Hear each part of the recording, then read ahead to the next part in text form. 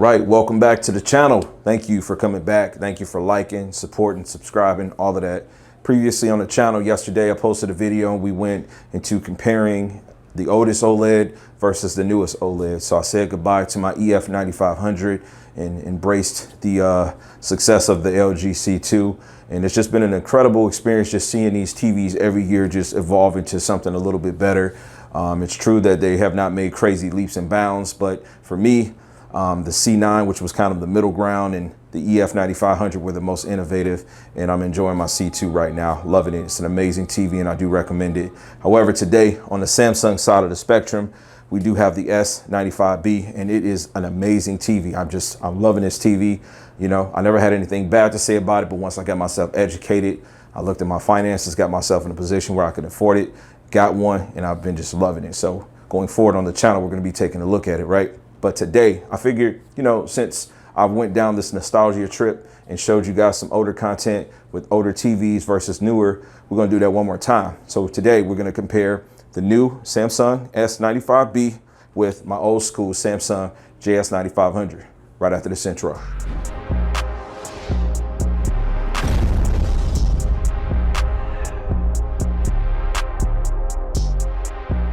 All right, this is the Samsung JS9500, and today we're going to take one final look at this TV. This TV will not come back to the channel unless there is, I don't know, some kind of reasoning that I would need to test it. But this was the last flagship 3D TV that they produce. Panel is curved. It's not a crazy curvature there, kind of like an 800R, maybe a 1000R, just really depends because it's a wide panel. Maybe it's a 1000R, I'm not sure, but beautiful, beautiful, beautiful. Full array local dimming. First TV that was marketed as having 1000 nits of brightness. High dynamic range was definitely there. You know, they said it had 120 hertz. You can only achieve 60 frames per second for your gaming. So no HDMI 2.1. If you played PC gaming, you would not be able to do higher than 60 hertz or 60 FPS. VSync was definitely something you wanted to turn on because there was no screen tearing variable refresh rate technology with this thing. And also it had a proprietary box for HDMI and USB connectivity called the Samsung One box. So literally everything that you needed to connect to this TV got connected to it. So going from left to right, you've got your coax, you've got your USB 3.0, you've got 4 HDMIs, you've got a proprietary audio port if you needed to connect a composite or component. You got an EX link, you got the One Connect proprietary cable, then you got your LAN. Turning this thing over to the left, you do have your digital optical, you got 2 USB 2.0s, and then you got an IR out connection there. If you needed to manage and ensure that your remote was connected good, and if you had this placed into like a glass cabinet, kind of how I have, you can have that IR blaster out. And then this is the One Connect connection. So the back of the TV, when you look at it, it's got 2 connections. I'm not going to be able to get back here to really show you guys. You just got to trust and believe me. One's going to be for power, and then one's going to be for that One Connect. Interesting thing about this TV, it does have a webcam, right? So you could use Skype on it. Truly a smart TV. And then it does have 3D functionality. As I said, the signal was active. So unlike the LG that I posted yesterday, if you didn't see that, the EF9500 was 3D also, was a passive signal. So your glasses on this TV required batteries. On the LG, it does not require batteries. The LG was more like if you were going to a movie theater to see 3D. So yeah, let's get this thing connected and powered on. All right, so I'm gonna get this thing connected. Give me a moment to just talk to you guys.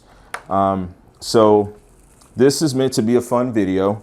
Obviously, I understand that the technology 7 years ago, this is 2015. This was the same year I got the EF9500, had both of those. This is just kind of to give you a little bit of history of me. I'm a, if I can, 2 TV a year guy, but this TV also was great, and it showed you that I was never biased. I enjoyed what the OLED had to provide me, and I just think it's very ironic, right? Like yesterday, I'm saying goodbye to OLED, and we're embracing this quantum dot technology when, you know, 7 years ago, a lot of people were just like, the hell with the LED technology. It was almost as if as soon as LG came out with the OLED 4K EF9500, EG9600, it was like nobody wanted this TV.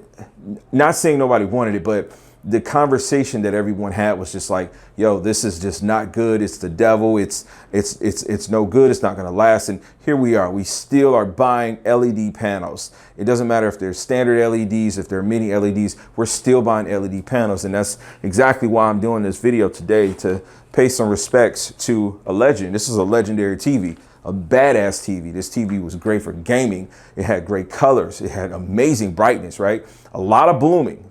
Hella blooming, right? But I mean, it's kind of to be expected. Even in this area with this turning on, there's a lot of blooming there. But I hold this TV near and dear. This is a relic, and it's one that I probably will never get rid of. But I just wanted to discuss that with you a little bit. So I'm gonna get this connected with the S95B. We're gonna get some comparisons. All right, man. Listen, I'm not even gonna lie. I absolutely love this TV. You know, this is the one thing that I hate, man. When I plug up one of these TVs, it's just like, damn, I like the way it looks, right? And I know as soon as I get it hooked up to this next one, it's gonna fall downhill from there. But let's take a look at some settings within the actual TV. This thing had an interesting remote. My remote is broken, but I still managed to keep the original one. So right now I got it set on movie, kind of a movie preset. This TV has been calibrated professionally. So we're just gonna take a look at some settings. We've got, when we go down to system, we'll scroll down from here, and what we need to do is we need to get to put this thing, we're gonna go to general. This remote's jumping all over the place. Go to general, we got game mode here. I wanna get game mode on. I'm gonna turn as much on as I can. All right, you turn game mode on this thing, and it just immediately unlocks an amazing refresh rate, right? I'm sorry, a level of input latency. I'm pretty much got everything turned on with this thing. And this is how I like to shoot these comparisons. You guys are gonna use terms like washed out and so forth. It looks good to me. I'm not ready to invest in a new camera, but just for the sake of the video, you will be able to compare the two, okay? So let's have fun here. Backlight's turned all the way up to 20. Contrast is up to 100. Brightness is on 40. Sharpness is on 80. Colors on 60. The max is 100. It's kind of like what I like to set this at. Normally I'd play with it realistically on about 45, 42. But just for the sake of the video, these are the settings that work good for me. Some things you would turn on, this, you know, UHD color. Obviously you want to have those on. And when you have game mode set on this TV, obviously auto motion plus, so there's no soap opera effect turned there. You do have this feature called Smart LED. For the sake of this video, we're going to turn this on high. All right, and this is how we're pretty much going to rock this TV set, okay? This looks like a Samsung TV. I'm gonna tell you, boy, this is, ooh, you talk about brightness. You talk about brightness. This mud, listen, kicking. This is exciting, man. It's exciting. Leave a like if you like this kind of stuff, man. Whew, you so tough. I can see you right there. Let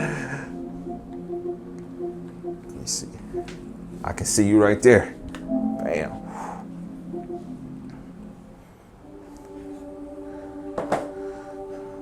I'm gonna tell you, man, in person. Let me get a look at this.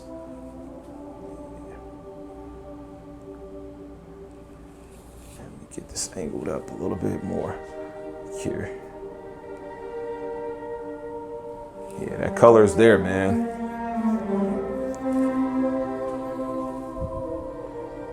Whew, man. It's just so good to look at this old relic. Still trying to kick some tail. All right, let's get the new guy hooked up. All right, and so I did have to adjust the sharpness. I didn't realize that the sharpness was set to 80. I'm not sure what that's about. No idea at all what that's even about. But yeah, my image was just a little too, it was a little too tight and edgy there, right? But looks pretty darn good there for me. For playing a video game, something that I do like to see. It looks like a brilliant picture, right? Colors are nice in person. Reds look red. Yeah, everything looks like it's together for me. So now let me really go and get the S95B connector next to it. Prior, it was just not the same. I'm also noticing that my camera right now is giving off more of a orange. In this area right here, it's not orange. I'm gonna tell you, this thing is red. Man, but this peak brightness is just, it came up and just killed it. It just killed it right there. Man. I was just thinking this TV was so bright on the right, but it's just really with the white, and even the white here is just, nah, it's not the same. What game should we try tonight? Let me figure it out. All right, let's do some God of War. There's no blooming right there. It looks like it, but there's no blooming there. No blooming here, I'm sorry, but camera's only gonna be able to pick up so much. But yeah, it's not even a competition, obviously. But the JS95 looks good, man. Looks real nice and warm. Colors aren't too far. Well, obviously there's a difference in the spectrum of colors and capability, but you know, they both look really good.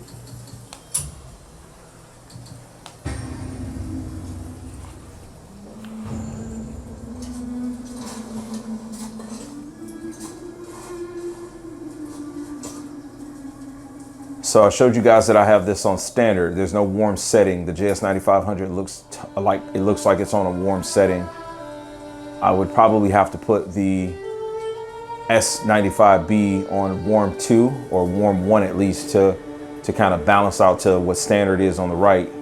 It just really shows you how crucial the brightness is on this TV on the left.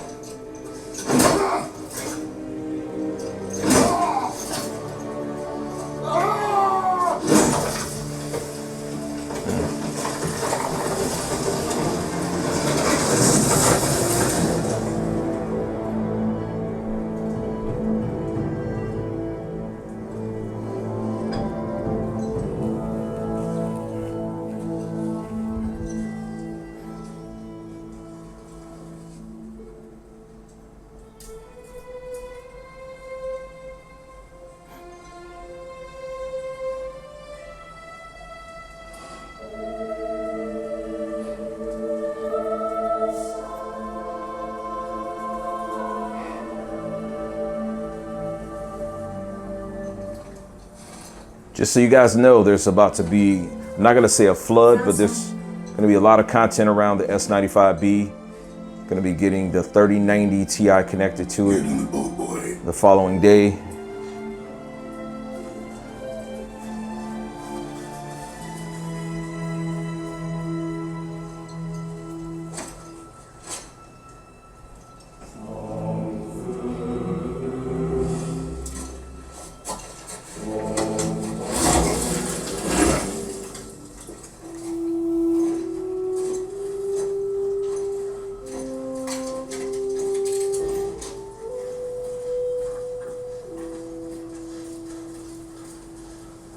Man, that 95B looks amazing. Still want me to tie it to the boat? So much detail.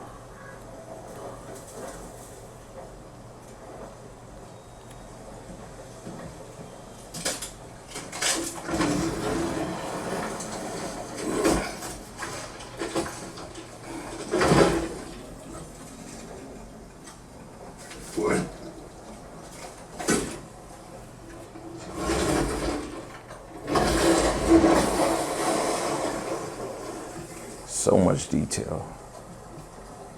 That is enough. Even back then, the whole thing was to be brighter. This TV on the left looks equally as brighter.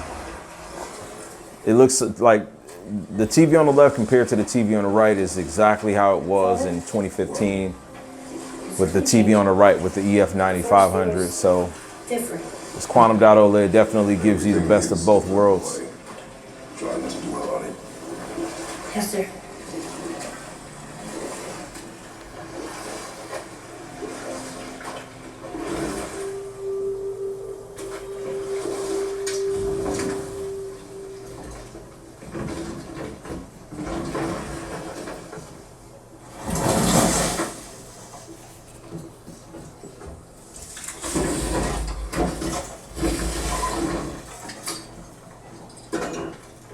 I'm not saying that 9500 doesn't look playable, because it definitely does. I mean, you be the judge, you tell me. Input latency was low enough on it for you to enjoy some competitive fighting games, shooters.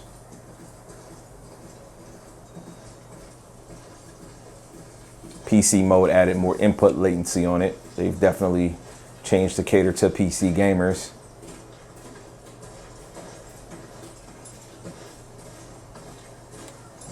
So, yeah, just an overall more darker image. Obviously, those highlights there. You know, because it's a really, really bright scene, right? So, like, kind of looking at these shadows, it almost looks like it's fog and it's dark time. Not dark time, but almost turning dark here, where you can see that it's probably like 10 a.m. where they're at. So that sun is just kicking. And it's just really good, man. The shadows.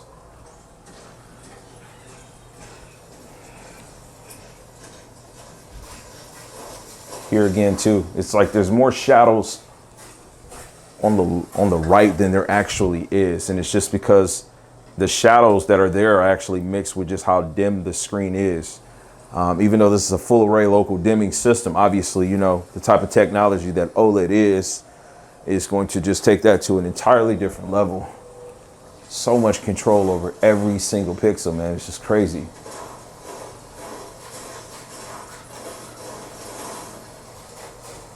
And again, just the snow. The snow is like so pure.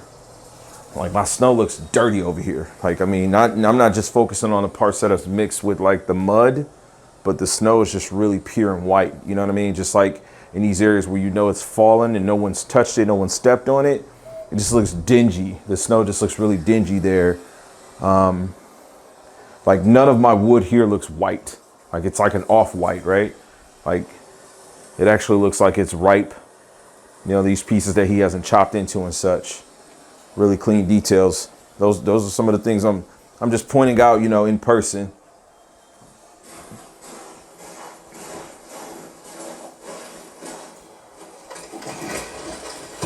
I've not seen one thing on the right that looks better than the left.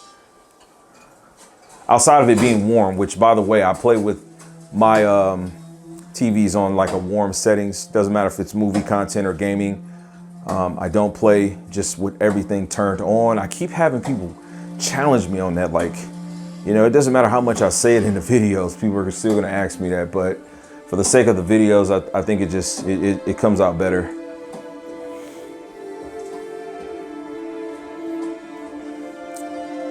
All right, we're gonna get ready to wrap this video up right here, man. Leave comments, please. Let me know what you think of this. If you got any suggestions, but I'm gonna tell you, we're about to get to really testing this S95B. All of my content has been shot in chronological order. So if you go back all the way to 2 weeks, 3 weeks ago now, you'll see it's just been one sequence, just, you know, getting you something every single day. So I appreciate the support. Please leave a like on the video. That's how you can support me right now. Share it if you kind enough and got a social media where you think you can help me that way. And I'll catch you guys tomorrow. Peace, God bless, max love. Oh, there, did they call to